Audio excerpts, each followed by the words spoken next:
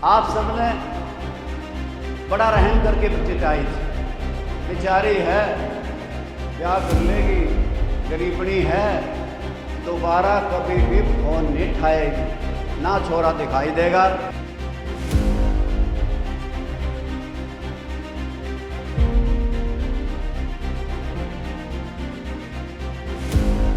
रक्षक ही बक्षक बन गए हैं, बाढ़ खेत को खाती है।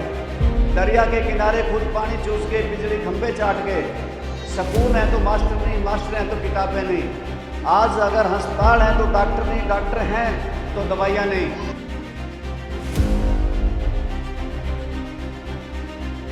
यहाँ के जितने भी लोग थे, चाहे वो कोई मंत्री था, विधायक था, इन्होंने रजिस्ट्री घोटाला कोरोना काल में किया। 800 से ज़्यादा अधिकारी और कर्मचारी दोषी पाए गए। कोरोना काल में शराब बेची, शराब घोटाला हुआ, धान घोटाला हुआ। यानी कि हमारा हरियाणा प्रदेश में बसने वाला कैथल जिला भी छूता नहीं रहा। 32 करोड़ सफाई के नाम पे आए थे, 32 के 32 करोड़ रुपये डकार गए। और इतना ही नहीं, आपके रिचार्ज बोर्ड के लिए पैसे आए थे, उसको खा गए। पंचायतों में पैसा 2 बरस से आया, उसे डकार गए। आपके गांव से सबसे ज़्यादा वोट से यहाँ का MP नायब सैनी जीता था भाई। और उसके बाद यहाँ से मंत्री महोदय भी अच्छी वोट से जीती थी। तुमने कभी नायब सैनी को किसी दुख सुख में देखा है?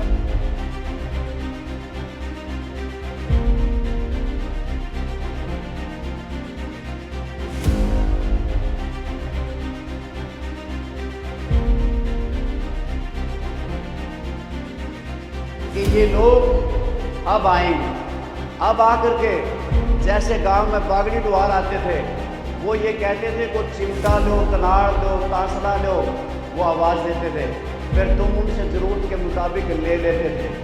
अब आवेंगे गांव गांव में कहेंगे को नाली बनवा लो, को थाई बनवा लो, को चौपाट बनवा लो। और ना ही मैं किसी रैली का निमंत्रण और कोई न्योता देने आया हूँ, क्योंकि अभी कोई चुनाव भी नहीं, कोई इलेक्शन भी नहीं है जिसके लिए मैं आपको कहने आया हूँगा। ऐसा नहीं, आज तो मैं आपसे मिलने जुलने आया हूँ, आप सबसे दुख सुख की कहने और सुनने आया हूँ। आज सबको मैं राम रमी करने के लिए आया हूँ और मुझे आशा है कि आप मेरी राम रमी को स्वीकार करोगे, मंजूर करोगे। विशेष तौर से आभार व्यक्त करता हूँ इन नौजवानों का जिन्होंने बड़ी गर्मजोशी के साथ मेरा स्वागत किया और मुझे मोटरसाइकिलों के काफिले से लेकर इस सभा स्थल तक लेकर के आए। मैंने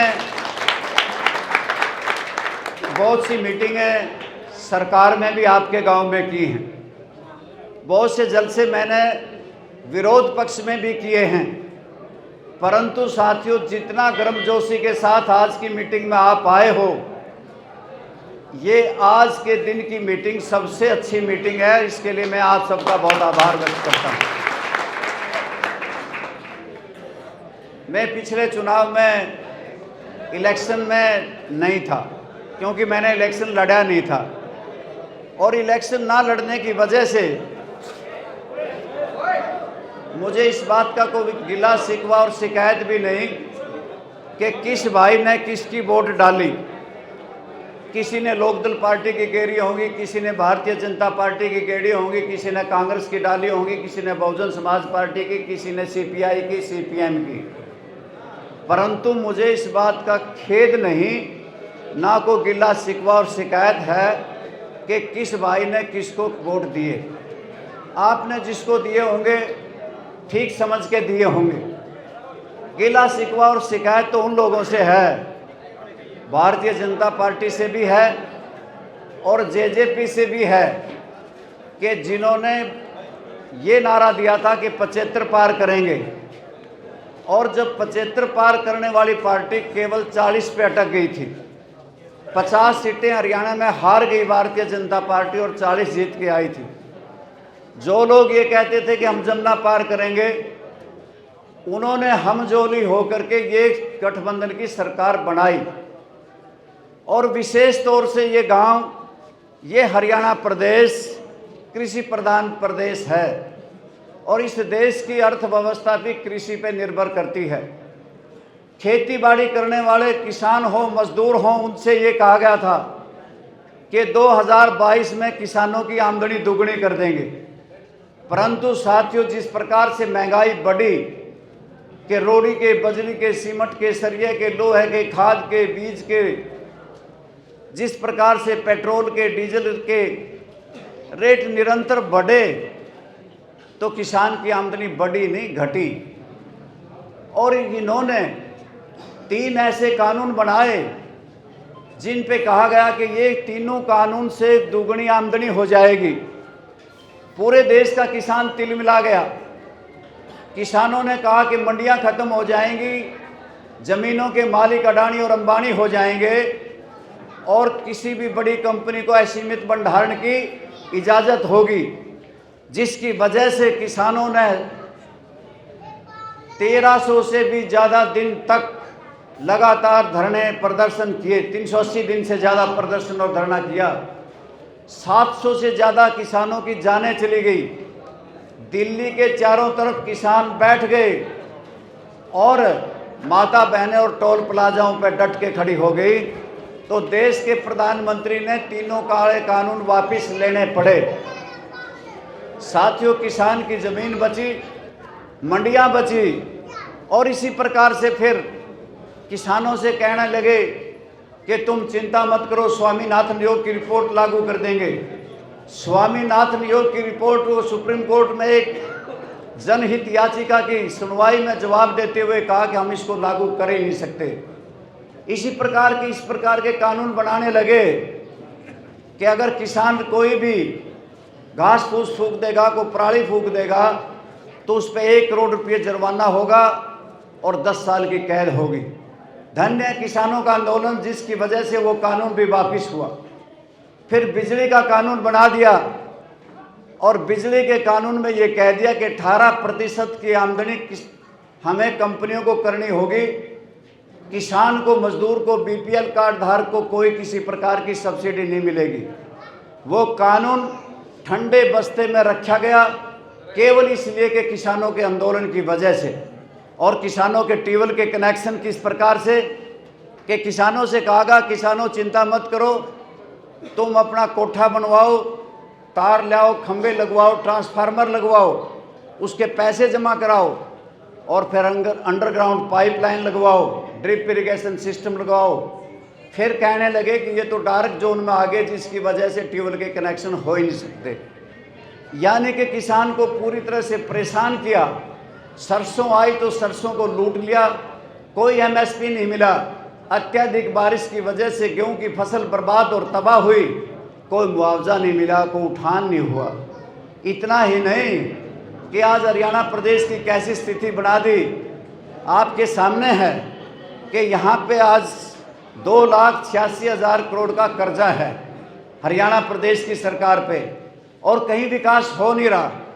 कर्जा तो हम गांव में रहने वाले 36 जात के भाई ले लिया करते हैं, फिर ट्रैक्टर के लिए लेते हैं, खेत में ट्यूबवेल के लिए लेते हैं, उसे लगाते हैं। कर्जे सरकार ले रही है और विकास कर नहीं रही। आज हरियाणा प्रदेश बेरोजगारी में नंबर 1 का सूबा बन गया। अगर सबसे ज़्यादा दुखी है तो नौजवान है। हरियाणा प्रदेश की बेरोजगारी की दर पूरे देश में सबसे ज़्यादा है। एक रिपोर्ट के मुताबिक 25 लाख नौजवान बेरोजगार हैं और हरियाणा पब्लिक सर्विस कमीशन जो बड़ा कमीशन है, जो बड़ी नौकरी लगाता है, उसमें 3 करोड़ रुपये दफ्तर में पकड़े गए। छोटी नौकरी लगाने वाला Haryana subordinate services selection commission है, उसमें आपके पुंडरी के विधायक के बेटे से 49 लाख रुपये ले लिए कि तुझे इंस्पेक्टर लगाएंगे और इंस्पेक्टर लगाया नहीं, उसका पर्चा भी दर्ज हुआ। इतना ही नहीं कि आज फार्म तो भरवा लिए जाते हैं और फार्मों पे फिर कह देते हैं पेपर लीक हो गया, पेपर बेच देते हैं, जिसकी वजह से सारी नौकरियों पे बैन लगा हुआ है, यानी कि स्टे लगा हुआ है। साथियों, इतना नहीं कि हमारे तरफ के तो नौजवानों ने हरियाणा प्रदेश से मोह भंग कर लिया, या तो ऑस्ट्रेलिया जा रहे हैं या कनाडा जा रहे हैं या अमेरिका जा रहे हैं। यहाँ से मोह भंग हो गया और 7 समुद्र पार जाके माँ बाप ने जिसने लालन पालन किया था वो ये समझ के अगर पेट पालना है तो दूसरे देश में जाना ही पड़ेगा। वहाँ जा कर के 50-50 लाख रुपये दलालों को दे करके विदेशों में जा रहे हैं। यानी कि हरियाणा प्रदेश के नौजवान बाहर चले जाएंगे तो हमारी स्थिति तो एक किस्म की ऐसी हो जाएगी कि बुजुर्ग यहाँ रह जाएंगे और फिर करेंगे क्या। आज हरियाणा प्रदेश में बेरोजगारी सबसे ज़्यादा है। और साथियों, में विशेष तौर से आपसे ये कहना चाहता था कि किसान दुखी और यहाँ का नौजवान दुखी, और दुखी है हरियाणा प्रदेश की जनता कि जहाँ पे रक्षक ही बक्षक बन गए हैं, बाढ़ खेत को खाती है। दरिया के किनारे खुद पानी चूस के बिजली खंभे चाट के, स्कूल हैं तो मास्टर नहीं, मास्टर हैं तो किताबें नहीं। आज अगर अस्पताल हैं तो डॉक्टर नहीं, डॉक्टर हैं तो दवाइयाँ नहीं। आज हरियाणा प्रदेश में आप ये देखोगे कि जल घर हैं तो जल नहीं, आपके गांव में खुदे पीने के पानी की समस्या है। और हरियाणा प्रदेश में अगर जल घर हैं तो जल नहीं, बिजली घर हैं तो बिजली नहीं। आज इसी प्रकार से कि हरियाणा प्रदेश की जनता त्राहिमाम हो गई। और हरियाणा प्रदेश में किस प्रकार से कोरोना काल आया था, मैं इसलिए कह रहा हूँ कि बाढ़ खेत को इसलिए खा रही है कि यहाँ के जितने भी लोग थे, चाहे वो कोई मंत्री था, विधायक था, इन्होंने रजिस्ट्री घोटाला कोरोना काल में किया। 800 से ज़्यादा अधिकारी और कर्मचारी दोषी पाए गए। कोरोना काल में शराब बेची, शराब घोटाला हुआ, धान घोटाला हुआ। यानी कि हमारा हरियाणा प्रदेश में बसने वाला कैथल जिला भी अछूता नहीं रहा। 32 करोड़ सफाई के नाम पे आए थे, 32 के 32 करोड़ रुपये डकार गए। और इतना ही नहीं, आपके रिचार्ज बोर्ड के लिए पैसे आए थे, उसको खा गए। पंचायतों में पैसा 2 बरस से आया, उसे डकार गए। यानी कि हरियाणा प्रदेश में लूट सा का माहौल है। तहसील में जाओगे, तहसीलदार आपको जो काम 100 रुपये में होता था 1000 रुपये में करेगा। थाने में जाओगे तो 500 रुपये का काम 50,000 में करेगा। यानी कि रिश्वतखोरी का रेट बढ़ा। और इनकी इन हालात के बाद अगर आप ये कहेंगे, मुझे भी बहुत से साथी मिलते हैं और कहते हैं यार हम भारतीय जनता पार्टी की वोट तो देते नहीं, परंतु न जाने ये कैसे जीत जाते हैं। कोई मशीनों में गड़बड़ है। मशीनों में गड़बड़ नहीं, आपके गांव से सबसे ज़्यादा वोट से यहाँ का एमपी नायब सैनी जीता था भाई। और उसके बाद यहाँ से मंत्री महोदय भी अच्छी वोट से जीती थी। तुमने कभी नायब सैनी को किसी दुख सुख में देखा है? कभी आया है? अरे बता तो दो, आया हो जाए। किसी ब्याह में, शादी में, किसी गमी में कोई ग्रांट दे गया हो, कोई भी आया हो, कभी दर्शन नहीं दिखाए। और मेरे भाइयों इसलिए नहीं दिखाए कि इनके पास एक मशीन है जात पात का जहर फैलाने वाली। हम गांव में बसने वाले 36 जात के भाई एक माला के मोती हैं।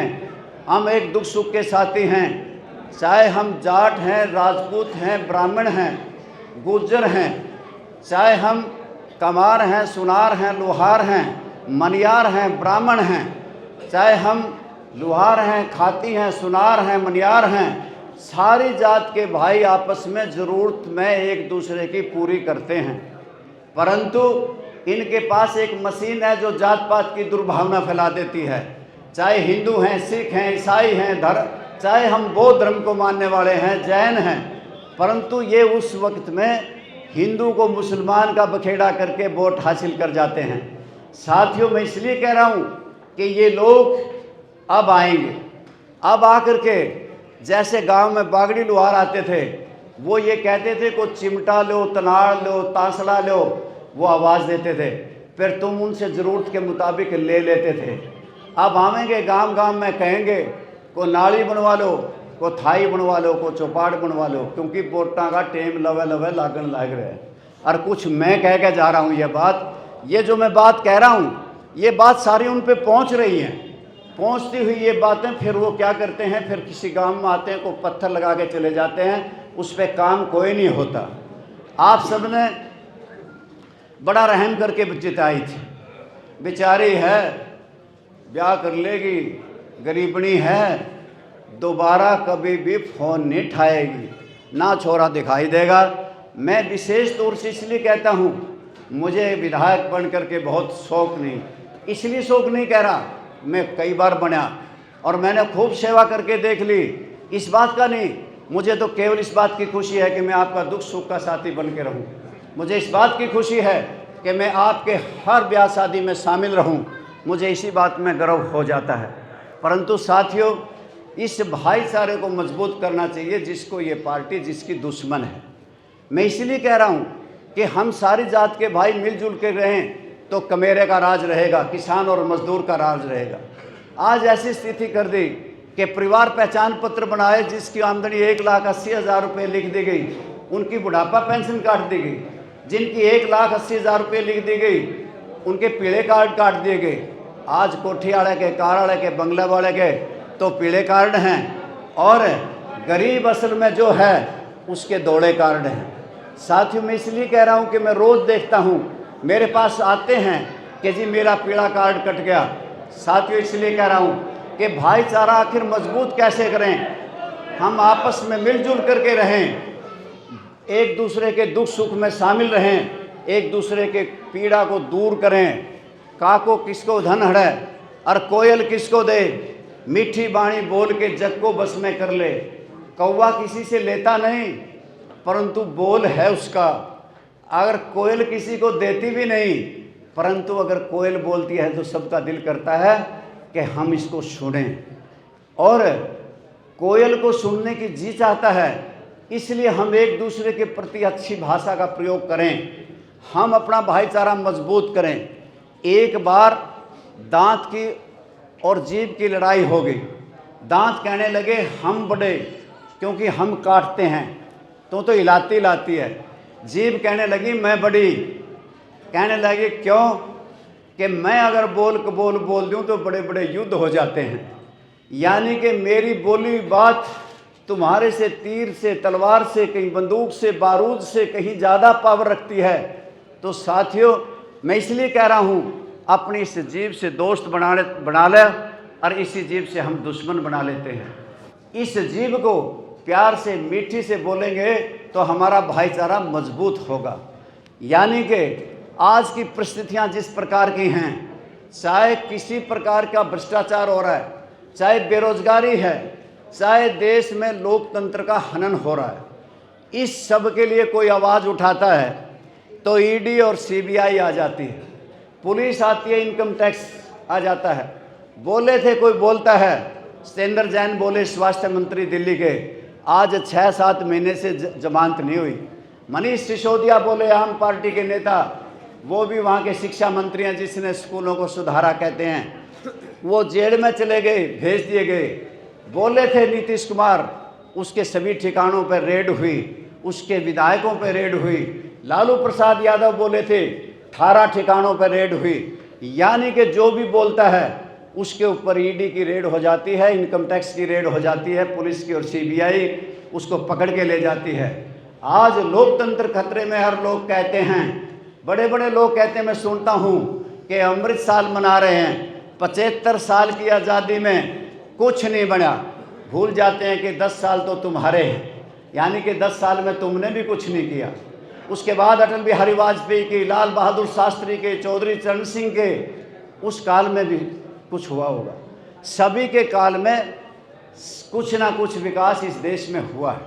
हमारी कड़ी मेहनत से, किसान और मजदूर की कड़ी मेहनत की वजह से साथियों आज रेलें बनी, हवाई अड्डे बने, बंदरगाहें बनी, बीमा कंपनियां बनी, हमारे स्टेट बैंक ऑफ इंडिया जैसे बने।